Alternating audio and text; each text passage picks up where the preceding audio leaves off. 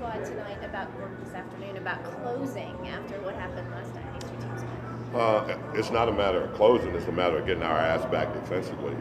We don't get back defensively, then you'll not have a chance to beat these guys. They're very good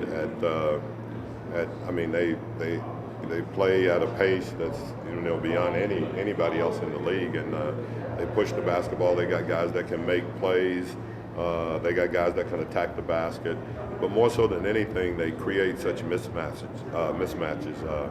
in transition where there's always somebody open. So you have to sprint back. You can't buddy run with these guys. And if you cross match, then you gotta guard the guy that's guarding you for that possession. And that's the area that we've got to get better at right away with these guys. And then just guarding the ball. This becomes really a guard your man kind of a game for us, and we've got to do a much better job than what we did. You can't give up 139 points and expect to win.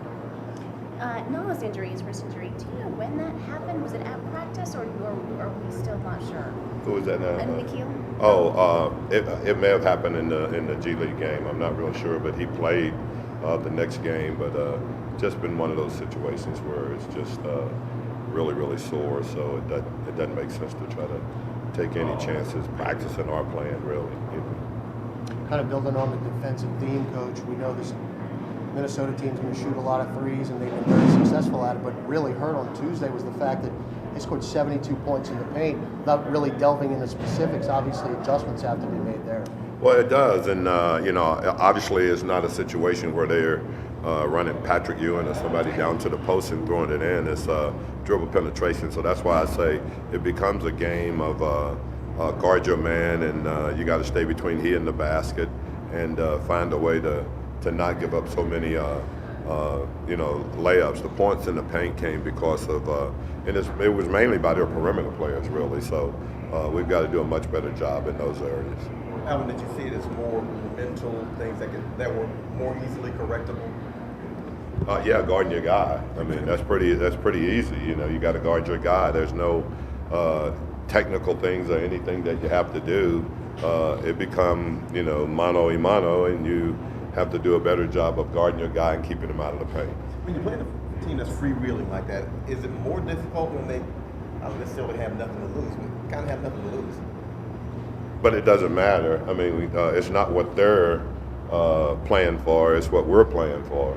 And the approach has to be, we have to worry about us. We can't worry about what, as I said to you guys before, we can't worry about what any other team is playing for. We can't worry about who's beating who, or how did this game go. We have to worry about how we're playing, and we have to take care of business on our end. And then if it doesn't work out, it doesn't work out. But we can't go into any game dependent on help from anybody else. We have to help ourselves. Well, a lot of the focus on your team goes to Zion and then Brandon, but how about your backcourt with Drew and Lonzo? How impressed have you been by them this season? I think, especially Lonzo, he's playing at such a high, he's just playing really well right now. I think he's running our team, doing a good job with the pace of the game.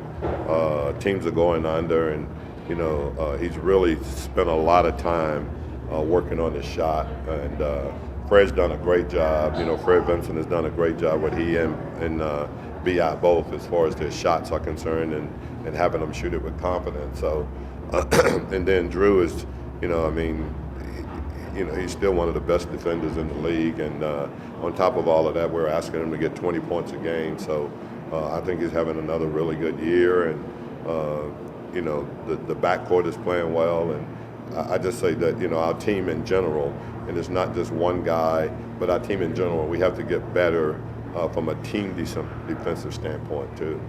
Coach, with Zion 18 games in, do you feel like he's just scratching the surface of what he's going to do in this league? I don't think he's even scratched the surface, really. I think that there's a level that he can get to that, we can't forget that he's 19 years old, but I just think there's a level that he can get to because, he wants to be great, and he'll work at being great. And when you have that kind of attitude, usually good things happen. You mentioned Minnesota pushing the pace. Have you had much interaction with Ryan Saunders?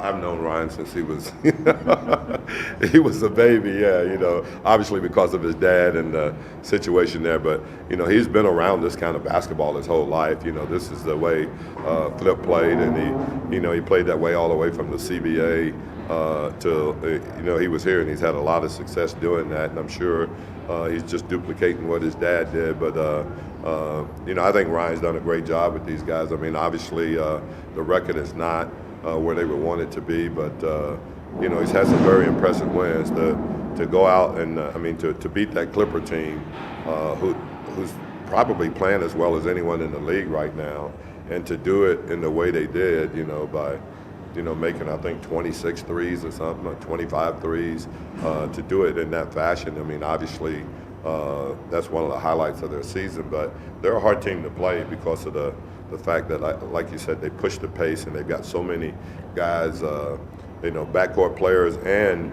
front court players that are capable of making, are being facilitators and making plays for other people. Thank you.